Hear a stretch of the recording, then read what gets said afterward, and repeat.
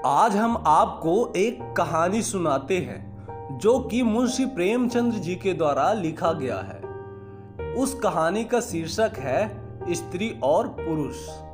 तो कहानी कुछ इस प्रकार है। बिपिन बाबू एक कवि थे जिन्हें दुनिया में सबसे ज्यादा सुंदर रचना महिलाएं ही लगती थी। उनकी कविताओं में सिर्फ महिलाओं के रूप, सुंदरता और यौवन की ही तारीफ हुआ करती थी।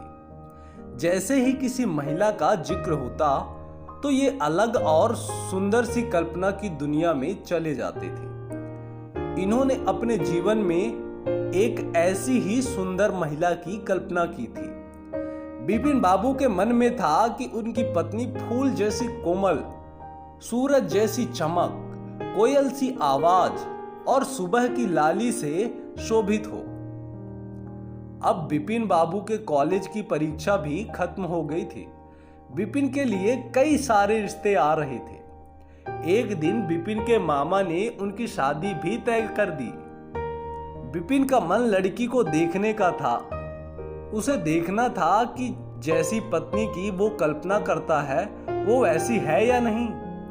बिपिन ने मामा से अपनी होने वाली पत्नी को देखने का निवेदन दिया, लेकिन मामा ने उसे कहा कि वो बहुत ही खूबसूरत है।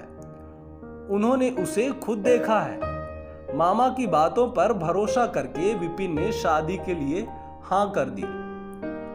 शादी का दिन भी आ गया। मंडप के पास बैठा बिपिन अपनी पत्नी को देखने के लिए उतावला था। होने वाली पत्नी को उसने गहनों से सजा हुआ देखा। चेहरे पर घूंघट, हाथ पैरों की सुंदर उंगलियां देखकर उसके मन में थोड़ी सी राहत मिली। दूसरे दिन विदाई के बाद जैसे ही डोली बिपिन के घर पहुंची तो वो तुरंत अपनी पत्नी को देखने के लिए दौड़ा।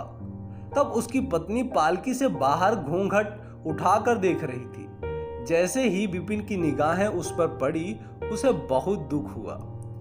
बिपिन ने जैसे पत्नी को सपने में देखा था वो बिल्कुल वैसी नहीं थी। चौड़ा सा मुंह, चपटी सी नाक, फूले से गाल बिपिन को बिल्कुल पसंद नहीं आया। रंग भले ही उजला था, लेकिन उसके अलावा बिपिन के सपनों की दुल्हन से वो एकदम अलग थी। बिपिन की सारी खुशी गुम हो गई। उसे मामा पर काफी गुस्सा आया, जिन्होंने लड़की की तारीफों के पुल बांधे थे। उसने सबसे पहले मामा से लड़ाई की, उसके बाद ससुराल वालों से और फिर अपने घर वालों से। बिपिन के मन में था कि इस महिला के साथ किस तरह से पूरा जीवन बिताऊंगा। उसके साथ पूरा जीवन मुझे कांटों भरा लगेगा। मैं सोच भी नहीं सकता कि इस महिला से मेरी शादी हो गई है। मेरे क्या ख्वाब में थी और क्या हो गया। भगवान को मेरे साथ ही ऐसा करना था। फिर उसके मन में हुआ कि शादी मैंने जबरदस्ती तो की नहीं थी। अब इस लड़की को क्या पता था कि पत्नी को लेकर मेरे क्या सपने थे। इसमें इसका क्या दोष है। इस सोच के बाद भी बिपिन का दिल उसे स्वीकार करने को तैयार था ही नहीं। वो घंटों श्रृंगार करती, अपने बाल संवारती, लेकिन बिपिन के मन को बिल्कुल नहीं भाती। बिपिन हरदम उससे दूर भागता था और उसकी पत्नी पूरे भाव से उसकी सेवा करना चाहती थी। होते होते बिपिन घर में पल भर भी नहीं टिकता था। जब भी बिपिन की पत्नी आशा उससे बात करने की कोशिश करती वो उससे खरी खोटी सुना देता था। बिपिन रोज सुबह दोस्त के साथ बाहर जाता और पत्नी घर में उसका इंतजार करती रह जाती। काफी दिनों बाद जब बिपिन घर खाना खाने के लिए आया तो आशा ने कहा कि आप मेरी वजह से घर में रहना ही छोड़ देंगे क्या। बिपिन ने मुंह मोड़ते हुए जवाब दिया, घर में ही तो रहता हूं, बस आजकल नौकरी ढूंढने के लिए ज्यादा भाग दौड़ करनी पड़ती है। आशा ने कहा, मैं जानती हूं कि आप घर में क्यों नहीं टिकते हैं। आप किसी डॉक्टर से बात करके मेरा चेहरा वैसा क्यों नहीं बना देते जैसा आप चाहते हैं। बिपिन से चिढ़ते हुए कहा, क्योंकि तुम बेवजह फिजूल बातें कर रही हो। तुम्हें यहां आने के लिए किसने कहा। उसकी पत्नी ने पूछा, जब आपको किसी चीज से परेशानी है तो इसका इलाज भी तो करना होगा ना। विपिन बोला, भगवान जिस काम को नहीं कर पाया उसे मैं कैसे कर दूंगा। गुस्से में आशा कहने लगी, इसके बारे में आपको सोचना चाहिए कि भगवान ने जो किया है उसके लिए मुझे सजा क्यों मिले। हर तरह की सूरत वाले लोग इस दुनिया में हैं, लेकिन उनके पति ऐसा व्यवहार तो उनसे नहीं करते। विपिन ने झल्लाते हुए जवाब दिया कि मैं जब तुमसे कोई गलत व्यवहार करता नहीं हूं, क्या कभी मैंने तुमसे लड़ाई की है? तुम ही मेरे सामने आकर मुझसे बहस करने लगती हो। यह सब सुनकर आशा वापस चली गई। उसे लगा कि उन्होंने मेरे प्रति अपना दिल पत्थर का बना लिया है, अब वे मेरी एक भी नहीं सुनेंगे।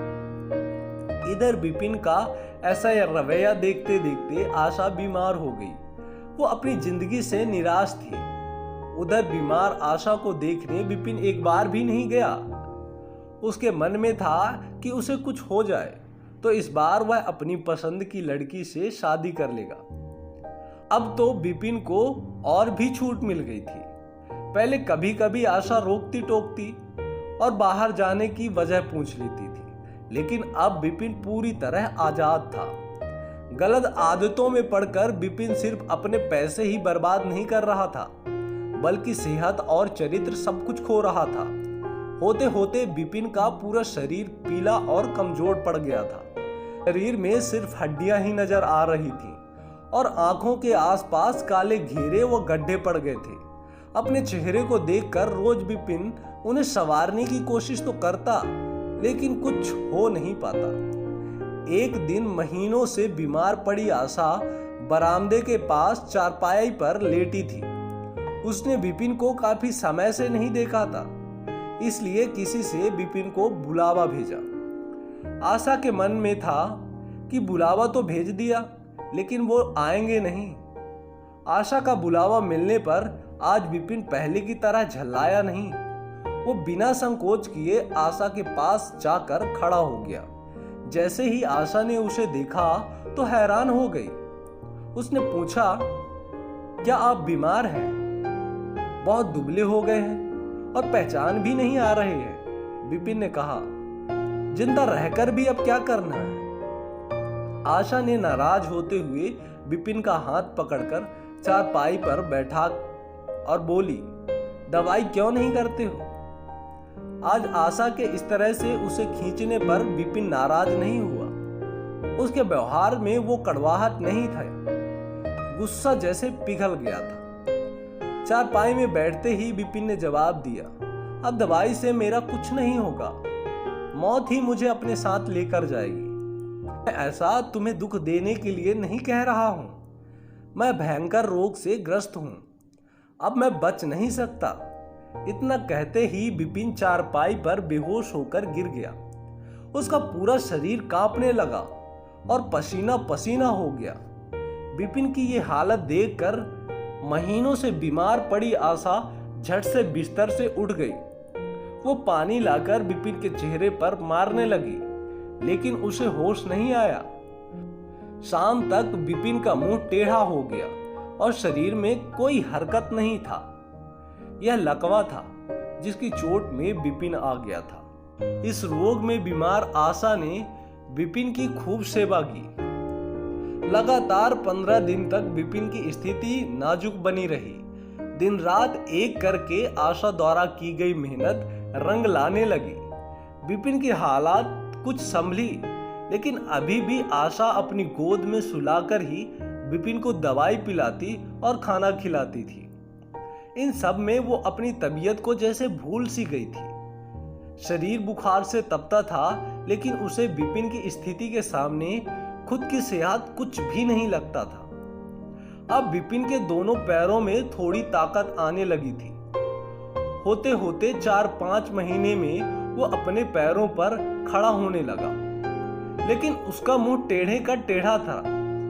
उसके चेहरे पर पहले जैसी रौनक भी नहीं रही। एक दिन अपना चेहरा शीशे में देखने के बाद विपिन ने कहा कि मुझे भगवान ने अपने किए का सजा दिया है। आशा, मैंने तुम्हें सुंदर नहीं माना था और आज देखो मैं कितना कुरूप हो गया। अब तुम मुझे भी मेरे साथ वैसा ही व्यवहार करो जैसा मैं तुम्हारे साथ करता था। आशा ने हंसते हुए पति से कहा, आप मेरी आंखों से देखोगे तो आप पता चलेगा कि आप में कोई अंतर नहीं आया है। आप पहले जैसे थे अब भी वैसे ही है। विपिन बोला, अच्छा, बंदर जैसा मुंह दिख रहा है और तुम कहती हो कोई अंतर नहीं आया है। तुम्हें मालूम है ना, भगवान ने मुझे मेरी करनी की सजा दी है। सबने खूब जतन किए लेकिन विपिन का मुंह सीधा नहीं हो पाया। पति के पैर सही होने पर कुछ समय बाद ही आशा ने घर में पूजा रखी, क्योंकि उसने भगवान से विपिन के लिए मन्नत मांगी थी। पूरे मोहल्ले के लोग विपिन के घर में जमा थे। भजन संगीत चल रहा था। तभी आशा की एक दोस्त ने उससे पूछा, अब तो तुझे अपने पति का चेहरा देखने की इच्छा नहीं होती होगी, कैसा टेढ़ा हो गया है मुंह। गंभीर आवाज में आशा बोली, मुझे तो कुछ फर्क नजर नहीं आता है। उसकी दोस्त ने पलट कर कहा, चल झूठी, ऐसा थोड़ी होता है, बातें मत बना ज्यादा। फिर आशा कहने लगी, सच कह रही हूं, मुझे उनकी आत्मा मिली है जो उनके रूप से बढ़कर है। मैं हमेशा उनकी आत्मा को ही देखती हूं। विपिन कमरे में दोस्त के साथ बैठा था। तभी उसके दोस्त ने बरामदे की तरफ खुलने वाली खिड़की खोल दी। उसने विपिन से पूछा, आज तो यहाँ कई खूबसूरत लड़की हैं, बता तुझे कौन सी अच्छी लग रही है। विपिन ने कहा, खिड़की बंद कर दो, और जहां तक रही इस पसंद की बात, मुझे वही पसंद है जिसके हाथ में फूल की थाली है। दोस्त ने पूछा, तेरे चेहरे के साथ साथ पसंद भी खराब हो गई है क्या? मुझे तो वो दूसरों से कम खूबसूरत लगती है। विपिन बोला, मैं उसकी आत्मा को देख रहा हूं, वो हर किसी खूबसूरत से ज्यादा सुंदर है। तब उसने पूछा, अच्छा, यही तेरी पत्नी है क्या? विपिन ने कहा, हाँ बिल्कुल, यही वो देवी तुल्य महिला है। दोस्तों, हमें कहानी से क्या सीख मिलता है? हमें कहानी से सीख मिलता है कि व्यक्ति को बाहरी सुंदरता नहीं बल्कि मन की सुंदरता देखनी चाहिए। बाहरी सुंदरता कभी भी फीकी पड़ सकती है, लेकिन जिसका मन सुंदर है वो व्यक्ति हमेशा ही सुंदर रहता है। दोस्तों, आपको ये कहानी कैसी लगी?